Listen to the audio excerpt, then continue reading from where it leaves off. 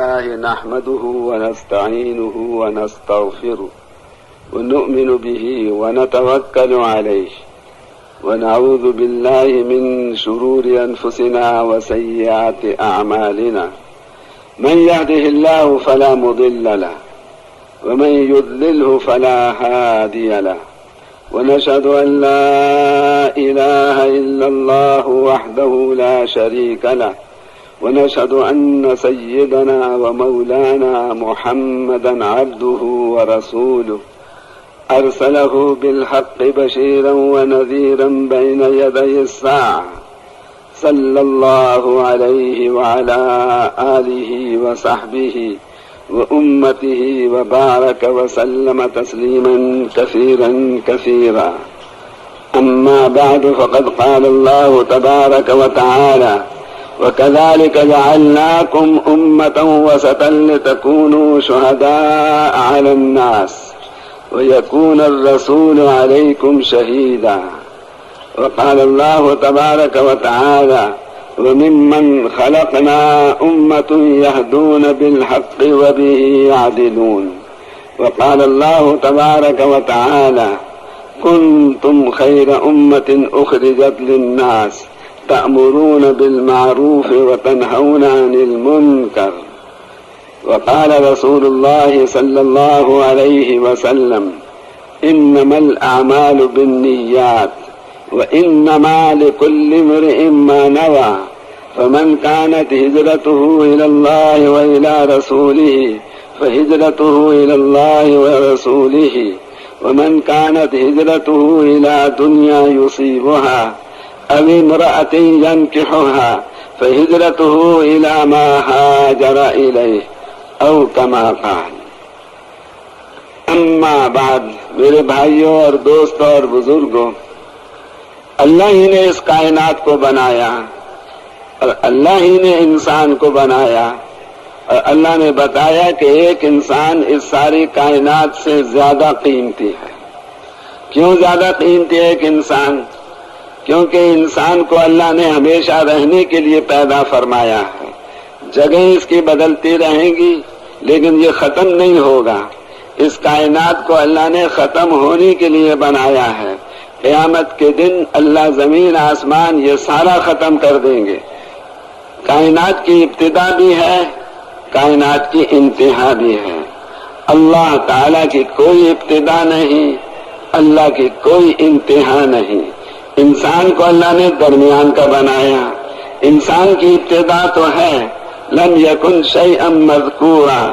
ایک وقت ایسا گزرا کہ ہم نہیں تھے، معدوم تھے بالکل. لیکن جو انسان پیدا ہو گیا اب اس کی انتہا نہیں ہے. جگہ بدلتا رہے گا، کبھی اس دنیا میں، کبھی عالم برزخ میں، کبھی میدان محشر میں، پھر یا جنت میں رہے گا یا دوزخ میں رہے گا. ہر انسان کے لیے اللہ نے دوزخ میں بھی جگہ بنائی ہے اور ہر انسان کے لیے اللہ نے جنت میں بھی جگہ بنائی ہے. سارے انسان دوزخ میں جائیں تو سب کے لیے جگہ ہے. سارے انسان جنت میں جائیں سب کے لیے جنت میں بھی جگہ ہے. تو اللہ تعالیٰ انسان کو ہمیشہ باقی رکھیں گے، اس کی انتہا نہیں. اس وجہ سے انسان ہم بن گئے. ہمارا انسان بننا ہمیں بہت زیادہ خطرناک حالت میں لے آیا ہے. اگر کل کو اللہ کا فضل ہو گیا اور اللہ نے ہمیں جنت میں پہنچا دیا پھر تو ہم ہمیشہ کے لیے کامیاب. اور اگر اللہ نہ کرے اللہ کا فضل شامل حال نہ ہوا اور دوزخ میں جانے کا ہمارا فیصلہ ہو گیا تو ہم سے زیادہ بدقسمت اور کوئی مخلوق میں سے نہیں ہوگا. اسی لیے ایک اللہ والے سے کسی کافر بادشاہ نے پوچھا کہ تم بہتر ہو یا میرا یہ کتا بہتر ہے؟ فرمایا اگر کل میں جنت میں چلا گیا تو میں اس کتے سے بہتر ہوں، یہ جنت میں نہیں جائے گا.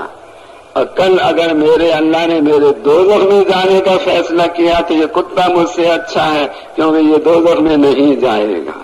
تو ہمارا انسان بن جانا ہمیں بہت خطرناک حالت پر لے کر آیا ہے. ہمارے دونوں احتمال ہیں. اب اللہ تعالیٰ نے ہی اپنی طرف سے دین اسلام بنا کر دیا انسانوں کو، جو زندگی گزارنے کا وہ طریقہ ہے جو اللہ کا بنایا ہوا ہے. جب یہ طریقہ سارا کا سارا مسلمانوں میں آ جاتا ہے تو اللہ مسلمانوں کے اس دنیا کے حالات بھی اچھے بنا دیتے ہیں، ان کی آخرت کے بھی حالات اچھے بنا دیتے ہیں، بلکہ دوسرے انسانوں کے حالات بھی اس دنیا کے بہتر ہو جاتے ہیں، بلکہ جانوروں کے حالات بھی بہتر ہو جاتے ہیں۔ اور جب ان مسلمانوں میں دین اسلام والا طریقہ نہیں رہتا تو میرے بھائیوں پھر اللہ تعالی مسلمانوں کی اس دنیا کے حالات بھی پریشانی والے بنا دیتے ہیں، دوسرے انسانوں کے حالات بھی پریشانی والے ہو جاتے ہیں، بلکہ جانوروں کے حالات بھی پریشانی والے ہو جاتے ہیں۔ اس لیے آج ساری دنیا مصائب کا گھر بنی ہوئی ہے اور سارے انسان پریشانیوں میں گرفتار ہیں۔ اس کی واحد وجہ یہ ہے کہ مسلمانوں نے اللہ کے بتائے ہوئے دین اسلام کو پوری طرح اختیار نہیں کر رکھا، دین کا کچھ حصہ ہے اور دین کا اکثر حصہ ان مسلمانوں نے چھوڑ دیا ہے، جس کی وجہ سے اللہ نے پریشانیوں کے دروازے پہ دروازے کھولے ہوئے ہیں اور ان کو کوئی طاقت ٹھیک نہیں کر سکتی، نہ مسلمانوں کے حالات کو نہ دوسروں کے حالات کو۔ اس کے لیے واحد راستہ یہ ہے کہ مسلمانوں میں پورا کا پورا دین آ جائے اور رسول پاک علیہ الصلوۃ والسلام کی امتی ہونے کے اعتبار سے جو ان کی ذمہ داری ہے، اس ذمہ داری کو ساری امت اپنی ذمہ داری سمجھے اور اس کو اپنا اصل کام بنائے اور اصل کام بنا کر اس کے تقاضوں کو فوقیت دے، اپنے گھر کے تقاضوں پر، اپنے کاروبار کے تقاضوں پر۔ اب اس کے لیے رسول پاک علیہ الصلوۃ والسلام سے پہلے اللہ نے دین اسلام پر چلنے کے لیے نور ہدایت کو سبب بنایا ہے۔ جس کے دل میں نور ہدایت ہوگا وہ اللہ کے پورے دین پہ چلے گا، پورا نور ہدایت ہوگا پورے دین پہ چلے گا، تھوڑا نور ہدایت دل میں ہوگا تو تھوڑا دین پہ چلے گا، اور اگر دل میں نور ہدایت نہیں ہوگا تو وہ انسان اللہ کے دین پہ نہیں چل سکتا۔ دین پر عمل کرنے میں نہ ملک کی ضرورت ہے نہ مال کی ضرورت ہے، نہ ملک کی ضرورت ہے نہ مال کی ضرورت ہے۔ مال کے بغیر بھی انسان اللہ کے پورے دین پہ چل سکتا ہے، ملک کے بغیر بھی انسان اللہ کے پورے دین پہ چل سکتا ہے۔ دین اسلام پر عمل کرنے کے لیے نور ہدایت کی ضرورت ہے۔ جب انسان کے دل میں نور ہدایت آ جاتا ہے تو اس انسان کے اندر پورے دین پہ چلنے کی استعداد پیدا ہو جاتی ہے۔ اب اللہ تعالیٰ نے ہدایت دینا، گمراہ کرنا اپنے قبضے میں رکھا ہے۔ کذالک یضل اللہ من یشاء ویہدی من یشاء، اللہ جسے چاہے گمراہ کر دے، اللہ جسے چاہے ہدایت دے دے۔ اب ہدایت دینے کے لیے اللہ تعالیٰ نے اس دنیا کو دارالاسباب بنایا ہے، جیسے اور کاموں کے لیے اللہ نے سبب بنائے ہیں، ایسے اللہ نے انسانوں کو ہدایت دینے کے لیے نبیوں کی محنت کو سبب بنایا ہے۔ اللہ نے پہلے 1,24,000 نبی بھیجے، وہ سب کے سب ہدایت کی محنت لے کر آئے، اور جو ہدایت کی نبی محنت لے کر آتا اس محنت کو کرتا، ان کی امت کو اللہ ہدایت دیتے، وہ اللہ کے دین پہ عمل کرتے اور پھر اس کے بعد کامیاب کامران خوشحال ہو جاتے۔ جب اللہ کے وہ نبی چلے جاتے تو ہدایت کی محنت بھی نبی کے ساتھ چلی جاتی اور لوگوں کے دلوں سے ہدایت کا نور نکلنے لگتا، لوگ اللہ کے دین پہ چلنا چھوڑ دیتے، پریشان مصیبتوں میں گرفتار اور تکلیفوں میں مبتلا ہو جاتے۔ اللہ اسی قوم میں ایک اور نبی بھیج دیا کرتے۔ تو پہلے اللہ تعالیٰ کا دستور یہ رہا کہ ہر قوم کے لیے الگ نبی اور ہر قوم میں آگے پیچھے کئی نبی آتے، لیکن جب اللہ تعالیٰ نے ہمارے نبی پاک حضرت محمد صلی اللہ علیہ وسلم کو اس دنیا میں مبعوث فرمایا، اللہ نے اپنا پہلے طریقے میں 2 تبدیلیاں فرمائی۔ ایک تبدیلی تو یہ فرمائی کہ اللہ تعالیٰ کا فیصلہ ہے کہ حضور اکرم صلی اللہ علیہ وسلم کے بعد اب کسی کو نبوت نہیں دی جائے گی، اللہ نے آپ کو آخری نبی بنایا اور اللہ نے آپ کو قیامت تک کے لیے نبی بنایا۔ اور دوسری بات اللہ تعالیٰ نے یہ فرمائی کہ اور نبی تو ہر نبی اپنے قوم کے لیے آتا، ہمارے نبی پاک حضرت محمد صلی اللہ علیہ وسلم کو اللہ تعالیٰ نے تمام اقوام عالم کے لیے نبی بنا کر بھیجا۔ قل یا ایھا الناس انی رسول اللہ الیکم جمیعا۔ اب چونکہ رسول پاک علیہ السلام عالمی نبی بھی ہیں، آخری نبی بھی ہیں، یا تو اللہ تعالیٰ یہ فیصلہ فرماتے کہ جب تک دنیا رہے گی قیامت کے دن تک حضور اکرم صلی اللہ علیہ وسلم کو بھی اللہ تعالیٰ قیامت تک کے دن کے لیے اس دنیا میں موجود رکھتے، تو پھر رسول پاک علیہ السلام کے ذمے یہ محنت ہوتی۔ آپ اس محنت کو کرتے کرتے جب ہمارے ملک میں تشریف لاتے، ہم آپ کی نصرت کرتے، جب آپ چلے جاتے ہمارے ملک سے آگے دوسرے ملک میں، تو پھر ہمارے ذمے آپ کی نصرت نہ رہتی۔ یا تو اللہ تعالیٰ رسول پاک علیہ السلام کو قیامت تک کی زندگی دے کر اس دنیا میں رکھتے، تو پھر ہمارے ذمے یہ حضور کی محنت نہ آتی، لیکن ایسا کرنا بھی اللہ کو منظور نہ ہوا۔ اب جب اللہ نے آپ کو 23 سال کے بعد اس دنیا سے اٹھا لیا، اس لیے اللہ تعالیٰ نے یہ فیصلہ کیا کہ جیسے آپ کے ہمارے نبی تمام نبیوں کے سردار ہیں، ایسے اللہ تعالیٰ نے حضور کی امت کو تمام امتوں کا سردار بنایا، اور ان کے ذمے وہ محنت لگائی جو محنت رسول پاک علیہ السلام کے ذمے اللہ نے لگائی۔ اور اللہ کا وعدہ ہے جب یہ امت اپنے نبی کی محنت کو اپنی محنت بنائے گی، اس کے تقاضوں کے مطابق اپنے آپ کو چلائے گی، تو اللہ تعالیٰ اس امت کی دعاؤں کو ویسے قبول فرمائیں گے جیسے اللہ تعالیٰ حضور اکرم صلی اللہ علیہ وسلم اور آپ کی امت کی دعاؤں کو قبول فرماتے تھے، آپ کے صحابہ کی دعاؤں کو قبول فرماتے تھے، جیسے اللہ پہلے نبیوں کی دعائیں قبول فرماتے تھے، اللہ تعالیٰ اسی طرح اس امت کی بھی دعائیں قبول فرمائیں گے۔ تب رسول پاک علیہ السلام کو اللہ نے اپنا سب سے بڑا نبی بنایا، آخری نبی بنایا، عالمی نبی بنایا، اس لیے جو رسول پاک علیہ السلام کی محنت اللہ نے اس امت کو عطا فرمائی۔ تو آج امت کو یہ تو یاد ہے کہ میں باپ ہوں، بچوں کی میرے اوپر ذمہ داری ہے۔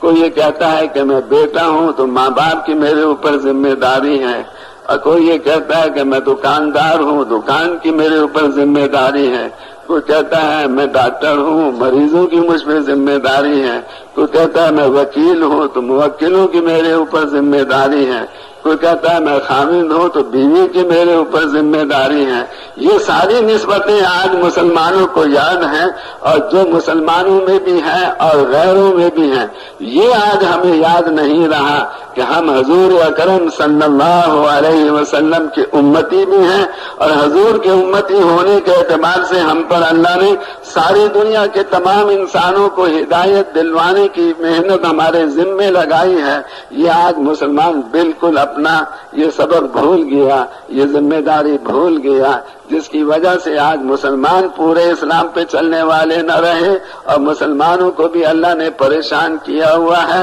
اور تمام کافروں کو بھی اللہ نے پریشان کیا ہوا ہے۔ اس کی واحد وجہ یہی ہے کہ امت نے اپنے فرض منصبی کو چھوڑ دیا۔ اور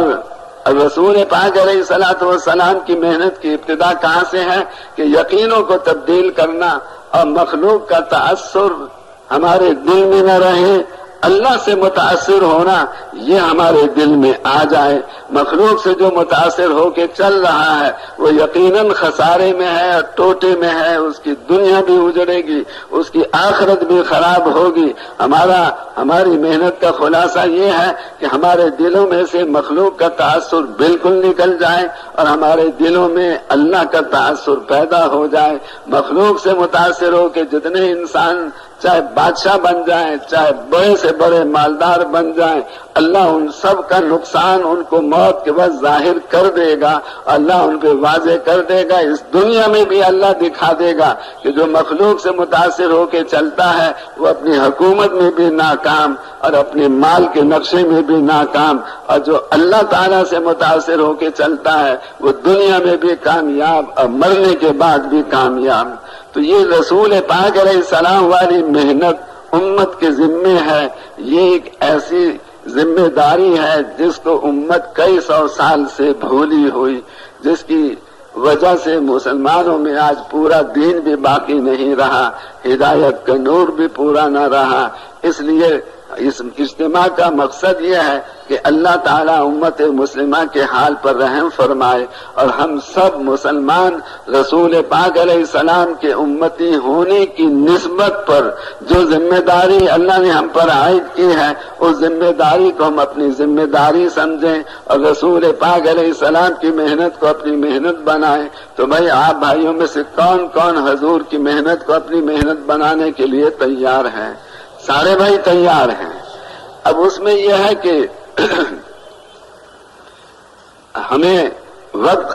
آزادی سے نہیں گزارنا، اجتماع کے 3 دن یہ ہمیں پابند بن کر گزارنے ہیں، کیونکہ ہم سب کے سب محتاج تربیت ہیں اور اصلاح کے ہم محتاج ہیں، ضرورت مند ہیں۔ تو اس کے لیے سب سے پہلی بات تو یہ ہے کہ ہمارا وقت اپنی خواہشات اور اپنی ضروریات کے مطابق نہ گزرے، جو اس اجتماع میں جس مقصد کے لیے ہمیں بلایا گیا ہے اس مقصد کے تحت میں ہمارا سارا وقت گزرے۔ جتنے ساتھی آئے ہیں سب کی 10-10 15-15 کی جماعت بنی ہو اور 2-2 کی جوڑیاں بن جائیں، تاکہ جب اجتماعی عمل شروع ہو تو ہم سب سارے کام چھوڑ کر اجتماعی عمل میں شریک ہو جائیں۔ جیسے نماز با جماعت ہوتی ہے اس وقت سب آدمی سب کام چھوڑ کے نماز با جماعت میں شریک ہو جاتے ہیں، ایسے جب بھی کوئی اجتماعی عمل ہو، کسی نماز کے بعد بیان ہو یا تعلیم کا حلقہ ہو یا اور کوئی عمل اجتماعی ہو، ہم سب کے سب اس اجتماعی عمل میں پوری طرح سے شریک ہو جائیں۔ اور پھر جب ایک اجتماعی عمل سے ہم فارغ ہوں تو اگلا جو اجتماعی عمل آنے والا ہے اس اگلے اجتماعی عمل تک کا جو وقت ہے وہ ہم ایک دوسرے کو اس بات پر لانے کی محنت میں خرچ کریں کہ رسول پاک علیہ السلام کے امتی ہونے کے اعتبار سے جو محنت اور جو ذمہ داری اللہ نے ہمیں عطا فرمائی ہے اس محنت اور ذمہ داری کو ہم ویسے اختیار کریں جیسے رسول پاک علیہ السلام کے زمانے میں صحابہ کے نام نے اختیار فرمایا۔ اور اس کے لیے اب تک جو ہم ایسا نہ کر سکے اس پہ ہم اللہ سے توبہ استغفار بھی کریں اور ساری امت کو توبہ استغفار پر لے کر آئیں کہ جو ہمارے ذمہ اللہ نے ذمہ داری عطا فرمائی تھی وہ ہم کما حق ہو نہیں ادا کر سکے، یا تو توجہ ہی نہیں کی یا توجہ کی تو ہم نے پوری توجہ نہ کی۔ اس پہ ہمیں سب کو توبہ استغفار کرنا چاہیے، کریں گے بھائی انشاءاللہ۔ اور دوسری پھر ساری امت کو بھی توبہ استغفار پہ لانا ہے۔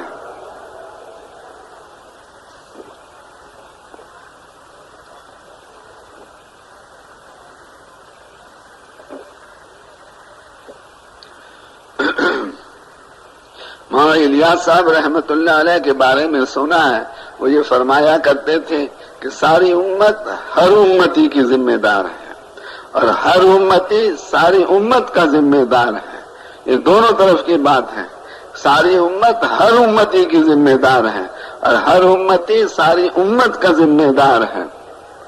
تو یہ جو ذمہ داری اور اس کے تقاضوں کے مطابق ہم نے اب تک اپنی زندگی نہ گزاری، اس پہ ہم سب کو توبہ اور استغفار کرنے کی بہت زیادہ ضرورت ہے۔ اب اس میں پھر یہ ہے کہ جب اجتماعی عمل ختم ہو تو ہم یا تو ایک دوسرے پر محنت کریں، ایک دوسرے سے اختلاط کریں، ان کو مزید اس محنت کو اپنی محنت بنانے کے لیے آمادہ کریں، تیار کریں اور قربانی دینے والا بھی بنائیں کہ جو اس اجتماع میں آ گیا ہے وہ نقد اللہ کے راستے میں نکل جائے 4 مہینے کے لیے، اور اگر 4 مہینے لگا چکا ہے تو 7 مہینے 1 سال کے لیے، اور جو اب تک 4 مہینے کے لیے نہیں نکلا وہ 4 مہینے کے لیے نکل جائے۔ جتنا زیادہ خروج ہمارے اس اجتماع سے ہوگا اتنا زیادہ ہمارا یہ اجتماع کامیاب ہوگا، اور اس میں پھر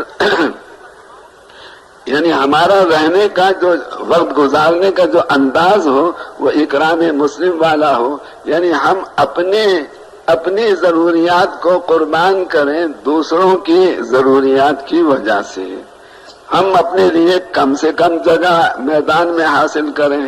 ہم اپنے وضو استنجے کے لیے کم سے کم وقت لگائیں، اور اسی طرح سے یعنی ہمارے حضرات یہ چاہتے ہیں کہ 3 دن 3 راتیں ہماری اعتکاف کی طرح سے گزریں، یعنی ایسا نہ ہو کہ ہم کھانے زیادہ کھائیں اور پانی زیادہ پئیں، چائے زیادہ پئیں، اور اس سے زیادہ جب یہ چیزیں ہو جاتی ہیں تو پھر استنجا وضو کرنے میں بار بار جانا پڑتا ہے اور لائن لگ جاتی ہے، اور پھر وضو میں بھی لائن، استنجا خانے میں بھی لائن لگ جاتی ہے، تو یہ ہمارا وقت اس میں نہ گزرے، اس لیے یہ فرماتے ہیں ہمارے حضرات کھانا کم سے کم کھائیں اور پینا ہم کم سے کم کریں، تاکہ ہمارے جسمانی تقاضوں میں وقت کم سے کم لگے، اور پھر رخ ہمارا ایسا ہو کہ بھائی ہم نے ہر ایک کا اکرام کرنا ہے، ہر ایک کے لیے اپنی ضروریات کو آگے پیچھے کرنا ہے، میری ضرورت کا جو چاہے ہو جائے، دوسرے کا ضرورت ضرور پوری ہو جائے، تو ہمارا ایک دوسرے کے ساتھ اکرام کا معاملہ ہو، اور پھر یعنی دعوت اور تبلیغ کی بنیاد حقیقت میں اس پر ہے کہ اگلے کی آخرت کے نقصان کو دیکھ کے پریشان بے چین ہو جانا اور ترس آنے لگے ہمیں، یعنی ہمیں جتنے کافر ہیں ان پہ بھی ترس آنے لگے کہ یہ سارے کے سارے انسان مریں گے کفر پر تو ہمیشہ کے لیے دوزخ میں جائیں گے، اس وجہ سے ہمارے دل میں یہ جذبہ ہو کہ یہ کافر جو ہیں ان کو بھی اللہ تعالیٰ دوزخ سے بچائے اور ان کو بھی اللہ تعالیٰ ہمارے ساتھ جنت میں لے جائے۔ آپ سن کر حیران ہوں گے، غزوہ احد میں ایک کافر نے پتھر لیا اور مارا زور سے، وہ رسول پاک علیہ السلام کے ہونٹ پہ لگا، دانت پہ بھی لگا، دانت ٹوٹ کے آپ کا نیچے گر گیا۔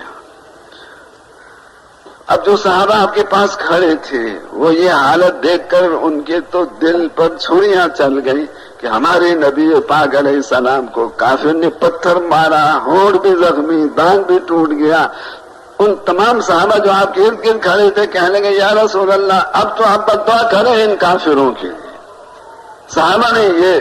فرمائش رکھی رسول پاک علیہ السلام کے سامنے، اب تو آپ لو دعوت اللہ علیہم، کیا ہی اچھا ہو اگر آپ ان کے لیے بد دعا فرمائیں، لیکن آپ کی دل کی گہرائیوں سے جو آواز نکلی وہ کیا نکلی؟ اللہم اہد قومی فانہم لا یعلمون۔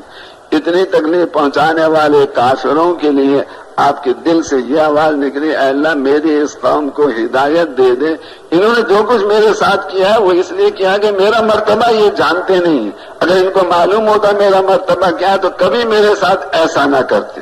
تو اب اتنی تکلیف دینے والے کافروں کے لیے بھی آپ کے دل میں سے ہدایت کی رغبت، ہدایت کی طلب، ہدایت کی حرص کم نہ ہوئی، اس لیے رسول پاک علیہ السلام کے لیے قرآن مجید میں جو اللہ نے الفاظ استعمال